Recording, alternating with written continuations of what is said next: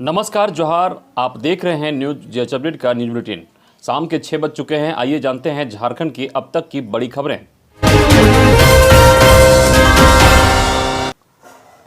भगवान जगन्नाथ रथ यात्रा की मंजूरी नहीं मिलने से भड़के रघुवर, कहा यह सरकार की अक्षमता। खबर के अनुसार देश भर में आज यानी 12 जुलाई दिन सोमवार को जगन्नाथ रथ यात्रा निकाली गई है। कोरोना गाइडलाइन के साथ साथ अलग राज्यों में भक्तगण इसका आनंद ले रहे हैं, लेकिन झारखंड में इस साल भी सरकार ने रथ यात्रा निकालने की अनुमति नहीं दी। राज्य के मुख्यमंत्री हेमंत सोरेन ने भगवान जगन्नाथ रथ यात्रा की शुभकामनाएं दी और राज्यवासियों से घरों में ही रहकर भगवान जगन्नाथ की पूजा अर्चना करने की अपील की थी।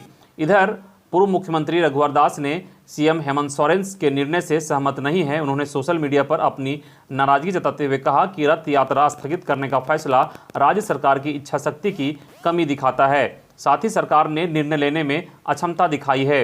रघुवर दास के मुताबिक उड़ीसा जैसे राज्य में बेहतर तरीके से रथ यात्रा कार्यक्रम का आयोजन किया जा रहा है। इसके अलावा गुजरात में भी ऐसा हो रहा है। इन राज्यों में भी कोरोना है, पर कोरोना प्रोटोकॉल का पालन करते वहां रथ यात्रा को मंजूरी दी गई है। वास्तव में झारखंड सरकार ने रथ यात्रा की अनुमति नहीं देकर हिंदुओं की भावना को ठेस पहुंचाई है। छोटा नागपुरी परंपरा का भी आहत किया है। राहत की बात, अब मोबाइल ऐप से बुक होगी एम्बुलेंस। खबर के अनुसार झारखंड के स्वास्थ्य क्षेत्र में एक राहत की बात यह होगी कि बीमारों को अस्पताल पहुंचाने के लिए मोबाइल ऐप से एम्बुलेंस की बुकिंग होगी। राज्य सरकार इसके लिए एक मोबाइल ऐप तैयार करा रही है, जिसके माध्यम से आवश्यकता पड़ने पर एम्बुलेंस की सेवाएं ली जा सकेगी। सबसे बड़ी बात यह है कि ऐप के माध्यम से यह भी पता चल पाएगा कि आसपास में कहां और कौन सी एम्बुलेंस खड़ी है, यदि उसका मूवमेंट है तो किधर है। राज्य में यह व्यवस्था पहली बार लागू होगी। इस सेवा से निजी अस्पतालों तथा अन्य एजेंसियों व्यक्तियों द्वारा संचालित एम्बुलेंस को भी जोड़ा जाएगा। सरकारी एवं CSR के तहत संचालित एम्बुलेंस की सेवा निःशुल्क मिलेगी, जबकि निजी एम्बुलेंस के लिए सरकार द्वारा दूरी के आधार पर तय दर लागू होगी। ममता वाहन तथा मोच वाहन को भी इससे जोड़ा जाएगा। अगली खबर, सीएम हेमंत सपरिवार पहुंचे जगन्नाथ मंदिर, बाहर की पूजा मांगी माफी। झारखंड के मुख्यमंत्री हेमंत सोरेन आज रथ यात्रा के अवसर पर धुरवा रांची स्थित जगन्नाथ मंदिर सपरिवार पहुंचे। मुख्य मंदिर का पट बंद रहने के कारण बाहर द्वार से ही शीश झुकाकर भगवान से प्रार्थना की। मौके पर मंदिर के पुजारी ने गर्भगृह के बाहर ही विधि विधान पूर्वक पूजा संपन्न कराई। सरकार के निर्देश के तहत मंदिर का पट आम लोगों के लिए बंद रखने का निर्णय लिया गया है। इस कारण मुख्यमंत्री ने भी सपरिवार मंदिर के बाहर से ही पूजा अर्चना की। राज्यवासियों की सुख समृद्धि की भगवान जगन्नाथ से कामना की। मुख्यमंत्री ने सरकार द्वारा रथ यात्रा की अनुमति नहीं देने के लिए भगवान जगन्नाथ से क्षमा भी मांगी। अगली खबर, झारखंड से विदा हुई राज्यपाल द्रौपदी मुर्मू, सीएम हेमंत ने पत्नी के साथ एयरपोर्ट पहुंचकर दी विदाई। झारखंड की राज्यपाल द्रौपदी मुर्मू सोमवार को रांची से उड़ीसा के लिए रवाना हो गई। उन्हें विदा करने सीएम हेमंत सोरेन और उनकी पत्नी कल्पना सोरेन भी एयरपोर्ट पहुंची। मौके पर झारखंड के मुख्य सचिव सुखदेव सिंह, डीजीपी नीरज सिन्हा, वंदना दादिल समेत कई आला अफसर भी मौजूद थे। एयरपोर्ट पर राज्यपाल द्रौपदी ने सभी से सहृदय मुलाकात की, साथ ही इस स्नेह के लिए थैंक्स कहा। बता दें कि नए राज्यपाल रमेश बैस सोमवार को 2:20 पर रांची पहुंच चुके। श्री बैस 14 जुलाई को झारखंड के नए राज्यपाल पद की शपथ लेंगे। अगली बड़ी खबर, किसानों को क्षतिपूर्ति मिलने में नहीं होगी अब देरी, 25 करोड़ का बनेगा कारपास फंड। खबर के अनुसार आपदा के समय किसानों को तत्काल राहत पहुंचाने के लिए सरकार ने कारपास फंड बनाया है। कैबिनेट के फैसले के बाद सहकारिता विभाग ने इस आशय की अधिसूचना जारी कर दी है। कारपास फंड में हर समय 25 करोड़ रुपए की राशि रहेगी। किसानों के फसलों की क्षति होने की स्थिति में क्षतिपूर्ति भुगतान इससे किया जाएगा। 25 करोड़ की राशि को सहकारी बैंक में अलग से खाता खोलकर रखा जाएगा। इस राशि से प्राप्त होने वाले ब्याज से किसानों के फसलों की क्षति होने की स्थिति में भुगतान किया जाएगा। क्षतिपूर्ति भुगतान में अधिक राशि की अगर जरूरत पड़ी तो वैसी स्थिति में आवश्यकता अनुसार कारपास फंड में रखी मूलधन की राशि का भी उपयोग किया जाएगा। झारखंड राज्य प्रदूषण परिषद के सदस्य सचिव पद से हटाए जाने के बाद भी काम देख रहे हैं राजीव लोचन बख्शी। भारतीय वन सेवा के अफसर राजीव लोचन बख्शी किसी परिचय के मोहताज नहीं है। ये हमेशा अपने कार्यों की वजह से चर्चा में रहते हैं और एक बार फिर राजीव लोचन बख्शी चर्चा का केंद्र बने हुए हैं।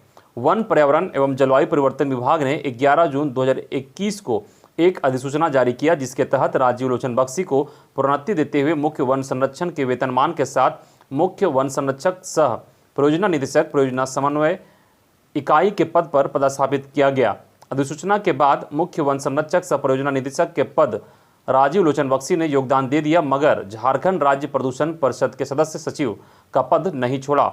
आज भी झारखंड राज्य प्रदूषण परिषद में सदस्य सचिव के नाते काम देख रहे हैं। अगली खबर, रांची से गोवा जाना हुआ आसान, स्पेशल ट्रेन की हुई घोषणा, 35 घंटों में पूरा किया जा सकेगा सफर। झारखंड वासियों को रेल मंत्रालय की ओर से खुशखबरी मिली है। पहली बार रांची से गोवा के वास्को डिगामा तक चलने वाली एक्सप्रेस ट्रेन को स्वीकृति दी गई है। यह पहली ऐसी एक्सप्रेस ट्रेन होगी जो रांची से गोवा के लिए चलेगी। अब झारखंड से गोवा जाने के लिए लोग ट्रेन का लुत्फ उठा सकते हैं। यह दूरी 35 घंटों में पूरा किया जा सकेगा। ये एक्सप्रेस हर सोमवार को जसीडीह से दोपहर 1:10 बजे रवाना होगी और रात 8 बजे रांची में खुलेगी। रांची होते हुए एक्सप्रेस दोपहर 2 बजे गोवा पहुंचेगी। वहीं गोवा से ट्रेन हर शुक्रवार को वापसी प्रस्थान करेगी और रविवार को जसीडीह पहुंचेगी। अगली खबर की बात करें तो जामताड़ा में विधानसभा स्पीकर ने विष्णु भैया की प्रतिमा का किया अनावरण। झारखंड विधानसभा स्पीकर रविंद्रनाथ महतो ने दुमका रोड स्थित रेलवे साइडिंग मोड़ पर विष्णु भैया की प्रतिमा का अनावरण किया। साथ ही इसे विष्णु भैया चौक नाम भी दिया गया। स्पीकर ने कहा कि विष्णु भैया एक नेता नहीं बल्कि जननायक थे। यह उनके सम्मान के लिए छोटी पहल है। इस दौरान स्पीकर रविंद्रनाथ महतो, जामताड़ा विधायक डॉक्टर इरफान अंसारी, विष्णु भैया की धर्मपत्नी चमेली देवी, पुत्री सुजाता सिंह ने विष्णु भैया की प्रतिमा का अनावरण किया। सभी ने माल्यार्पण कर उन्हें श्रद्धांजलि दी। प्रतिमा स्थल के पास से पौधारोपण भी किया गया। अगली खबर, एसीबी जांच में खुलासा, मैनहट्ट परामर्शी की नियुक्ति में बरती गई थी अनियमितता, रघुवर दास ने दिया पक्ष। एसीबी की प्रारंभिक जांच में खुलासा हुआ कि मैनहट्ट परामर्शी की नियुक्ति में यह अनियमितता बरती गई थी। इस मामले में डीएसपी स्तर की जांच हो चुकी है। इसमें पाया गया है कि नियम और शर्तों में फेरबदल करते हुए मैनहट्ट को परामर्शी के रूप में नियुक्त कर दिया गया। परामर्शी की नियुक्ति में शर्त यह थी कि काम उसी कंपनी को मिलेगी जिसका टर्नओवर 300 करोड़ रुपया से अधिक हो और 3 साल का अनुभव हो। मैनहट्ट इन शर्तों को पूरा नहीं कर रहा था। इसके बावजूद मैनहट्ट को काम दे दिया गया। इस मामले में तत्कालीन नगर विकास मंत्री रघुवर दास आरोपी हैं। इस मामले में जांच के दौरान बीते 24 जून को तत्कालीन नगर विकास मंत्री और पूर्व मुख्यमंत्री रघुवर दास और आईएएस अधिकारी शशि रंजन को एसीबी ने नोटिस भेजा था। दोनों को उपस्थित होकर पक्ष रखने का निर्देश एसीबी ने दिया था। रघुवर दास की ओर से एसीबी को अपना पक्ष उपलब्ध कराया जा चुका है, लेकिन शशि रंजन का पक्ष मिलना बाकी है। अगली खबर, ओलंपिक में शामिल हो सकेंगे मधुकांत पाठक, हाईकोर्ट ने दिया पासपोर्ट रिलीज करने का आदेश। झारखंड हाईकोर्ट ने मधुकांत पाठक को ओलंपिक में शामिल होने के लिए पासपोर्ट रिलीज करने का आदेश दे दिया है। मधुकांत पाठक ने झारखंड हाईकोर्ट में आवेदन देकर उनका पासपोर्ट रिलीज करने की मांग की थी। मधुकांत पाठक की याचिका में कहा गया था कि टोक्यो में होने वाले ओलंपिक में वे एक टीम के साथ शामिल होना चाहते हैं, इसलिए उनका पासपोर्ट रिलीज करने का आदेश दिया जाए। मधुकांत पाठक झारखंड में हुए खेल घोटाले के आरोपी हैं। उनकी याचिका पर सुनवाई के बाद दोनों पक्षों की ओर से बहस पूरी होने के पश्चात अदालत ने पासपोर्ट रिलीज करने का आदेश देते हुए कहा कि ओलंपिक से लौटने के बाद मधुकांत पाठक अपना पासपोर्ट निचली अदालत में वापस जमा करेंगे। हाईकोर्ट के आदेश के बाद मधुकांत पाठक की ओर से सिविल कोर्ट में एक आवेदन के साथ हाईकोर्ट का आदेश दिया जाएगा। इसके बाद एसीबी की कोर्ट उनका पासपोर्ट रिलीज कर देगी। अगली खबर, देश में पिछले 24 घंटे में मिले 37,645 नए कोरोना संक्रमित। वहीं इस दौरान 39,674 लोग ठीक भी हुए और 720 की संक्रमण की वजह से मौत हो गई। इधर रांची में मिले ब्लैक फंगस के 3 नए केस। बता दें कि राज्य में कोरोना के एक्टिव मामले अब 400 के लगभग हैं। हर दिन मिलने वाले कोरोना संक्रमण नए केस भी 10 के नीचे आ गए हैं। इस बीच ब्लैक फंगस का भी नया केस सामने नहीं आने से डिपार्टमेंट ने थोड़ी राहत की सांस ली थी, लेकिन सोमवार को रांची में ही ब्लैक फंगस के 3 नए केस मिले हैं, जिससे एक बार फिर हेल्थ डिपार्टमेंट की नींद उड़ गई है। 3 नए केस मिलने के बाद झारखंड में यह आंकड़ा 156 पर पहुंच गया है, जबकि इससे मरने वालों की संख्या 29 पहुंच गई है। स्कूलों ने भेजा मूल्यांकन रिपोर्ट। बता दें, कोरोना संक्रमण के कारण सीबीएसई यानी central board of secondary education की 10वीं और 12वीं की परीक्षा स्थगित कर विशेष मूल्यांकन योजना के तहत रिजल्ट प्रकाशित किया जाएगा। बोर्ड के गाइडलाइन के अनुरूप स्कूलों ने अपने स्तर पर विद्यार्थियों का मूल्यांकन कर रिपोर्ट पटना स्थित सीबीएसई के रीजनल ऑफिस भेज दिया है। रिपोर्ट भेजने में 1 सप्ताह से ज़्यादा हो गया है। रांची के डीएवी हेहल के प्राचार्य एमके सिन्हा ने बताया कि स्कूलों द्वारा भेजी गई रिपोर्ट को बोर्ड देखेगी, इसके बाद पुनः जांच के लिए भेजा जाएगा। इसके बाद रिजल्ट प्रकाशित किया जाएगा। रिजल्ट को लेकर अभी कोई निश्चित तिथि जारी नहीं की गई है, लेकिन संभावना है कि 1 सप्ताह में 10वीं का रिजल्ट प्रकाशित कर दिया जाए। वहीं 12वीं का रिजल्ट हर हाल में 31 जुलाई से पहले आ ही जाएगा। अगली खबर, रांची में जल्द लॉन्च होने वाली है बीट पुलिसिंग।